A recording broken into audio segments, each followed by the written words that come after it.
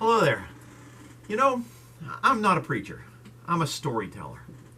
Because Jesus used stories. And we call them parables, but they were stories that people can relate to. And hopefully you'll relate to some of this today.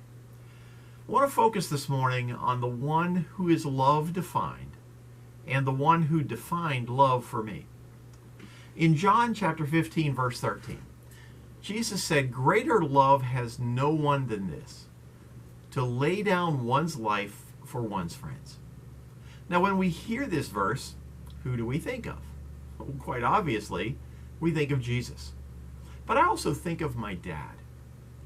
And what holiday do we most associate with love? Valentine's Day. And Valentine's Day is the day that my dad passed away.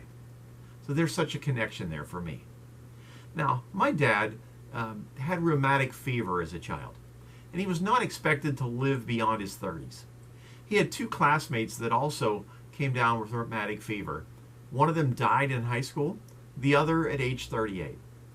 Now, my dad was a teacher, a photographer, a yearbook sponsor, a class sponsor. He was involved in the church and in his community. Why did he do all this? Because he put others first.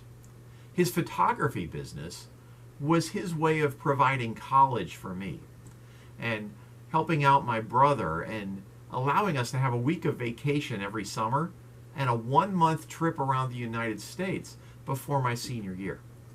And he spent his life living for God and for others, including his family. He took care of my mother until she died more than 30 years ago. And then he remarried and took care of my stepmother until she passed away. But my dad had rules, just like God has rules for us. And we tend to look at those things as restricting, but that's not why they are there. And one of the rules that my dad had for me was don't run down the big hill. Now, the big hill was behind our neighbor's house, and it led down to a park. And there were two ways to get to the park. One was to go down the big hill, which took you all of about 10 seconds, or to walk about a half a mile around, which took maybe 3 or 4 minutes, maybe longer, depending on how fast you walk. And when your legs are little, you don't walk real fast. And so my friends would go down the big hill, but my dad had said, don't do it. And so one day, my friends had all gone to the bottom of the hill, and I thought, okay, this is it. This is my day. I'm finally big enough. I'm going down the hill. And instead of just quietly going down the hill, maybe sitting on my butt and sliding down the hill, no, I decided to make a big production out of it. I stood at the top of the hill, and I said, "Hey, everybody, watch me. I'm Superman." Well, if I had been Superman, I would have just flown down the hill. That would have been easy. But I wasn't Superman. But then after announcing to the world I was Superman, I went, not realizing that's Tarzan. That's not Superman. And Tarzan would have had a rope to swing on. Well, with my luck, if I'd have had a rope, I'd have been more like George of the Jungle. Watch out for that tree. Boing. Well, after making my announcement and getting everybody's attention, I started to run down the hill. Well, if you've ever seen the cartoons where a character starts down the hill and they start going faster and faster and faster and faster, pretty soon they're like a ball rolling down the hill. That's about where I was going to end up. Until I got to the bottom of the hill, and all of a sudden I stopped because I ran head first into an oak tree. I don't remember too much after that. My neighbor, Billy, who was my babysitter, heard the screams from the other kids, came running down the hill, picked me up, carried me home. And as he rang the doorbell, I started to come to again. And my father answered the door. And I knew right then I was going to die. But when my dad opened the door, he took me in his arms and he wiped the blood off of my face. And he looked at me, and with tears in his eyes, he said, "I love you." It wasn't, "You're going to die for being stupid. What were you thinking?" He told me he loved me.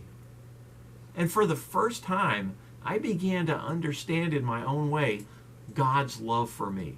And that the rules were not restrictions, but they were guardrails to help to keep me safe and to help me to live with the fullness that Jesus talked about when he said, I have come that you might have life and have it more abundantly.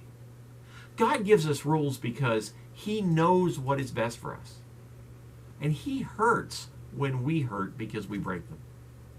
As I began to understand that, my belief in Jesus that was in my head began melting down into my heart and making me who I am today. And my dad was there all along the way. He was one of my Sunday school teachers.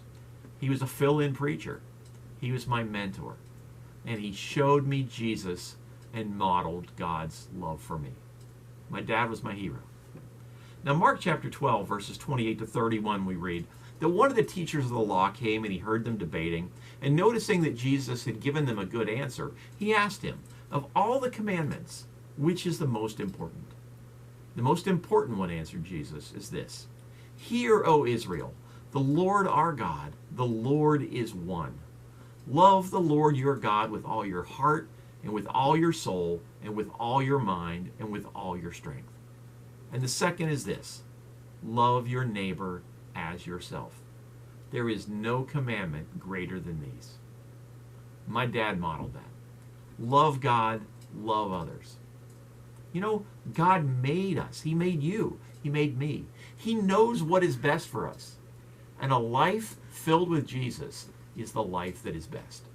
So be the son or daughter, the teammate, the spouse, the classmate, the friend, the employee that you were designed to be.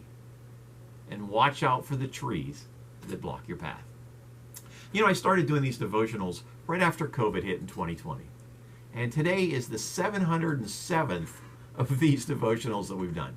Now, beginning next week, we're going to be dropping back to just one a week. So we will continue these on Wednesday. But it's been a pleasure doing these. I've enjoyed doing them over the years. And I look forward to being with you each and every Wednesday on Facebook and on YouTube at the Village Church at World Golf Village. Hope you have a great rest of your week. I love you, church, and we'll see you again real soon.